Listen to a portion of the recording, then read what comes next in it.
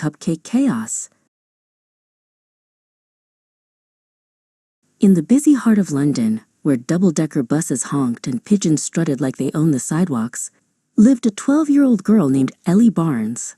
Ellie loved two things: chocolate swirl cupcakes and procrastinating. Her school was holding a bake-off for charity tomorrow, and she had promised the class she'd bring her famous batch. The problem? It was now Friday evening, and she hadn't even started. "No worries," Ellie told her fluffy, judgmental cat, Mr. Whiskers. "I'll do it tomorrow morning, first thing. Easy peasy." Saturday morning arrived with the sound of rain tapping a rhythm against the window. Ellie stretched and yawned, pulling her duvet higher. "A bit more sleep won't hurt the cupcakes," she mumbled to the ceiling. By the time she finally padded downstairs, it was nearly 11 o'clock. Her mom was folding laundry nearby and peeked in at the kitchen.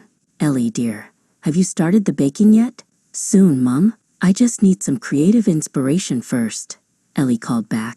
Instead of baking, she spent 20 minutes making a perfect playlist, reorganizing her sprinkles by color, and watching a whole episode of a professional baking show for research.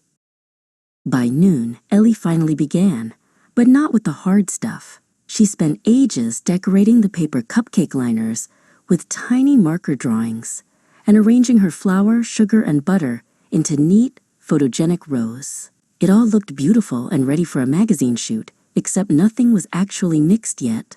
"Look, Mr. Whiskers, half the job done already," she said proudly, holding up a beautifully drawn cupcake liner. Then her phone buzzed. It was her best friend, Zara. "Hey, want to come to the mall? There's a new ice cream shop with a rainbow topping bar." Ellie hesitated, glancing at the unmixed bowls. "I haven't actually baked yet, but you can do it later."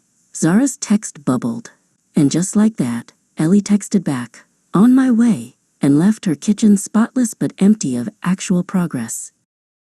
When Ellie returned home, the glow of the afternoon was gone.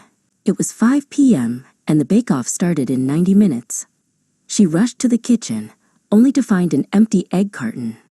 Her brother had used the last 4 for an emergency omelet. The butter was still rock solid from the fridge, and the rain outside grew heavier as a loud crack of thunder rumbled over the city. "Oh no, no, no," she groaned, pulling frantically at the butter. "Why didn't I start earlier when everything was calm?" The clock on the wall ticked loudly, reminding her of the shrinking time. Ellie plunged into panic mode. She had to rush everything. She cracked the new eggs too hard, spilling shells onto the counter. She tried to melt the butter too quickly and burned it slightly. When she turned on the oven, it beeped and blinked a harsh red message. Error. Door not closed properly. She nearly screamed in frustration. Mr. Whiskers, having wandered in, watched the chaos from a safe perch on the counter, his tail twitching back and forth like a slow metronome. "Don't look at me like that," Ellie huffed, wiping a glob of batter off her cheek. "I know. I should have started with the hard stuff first."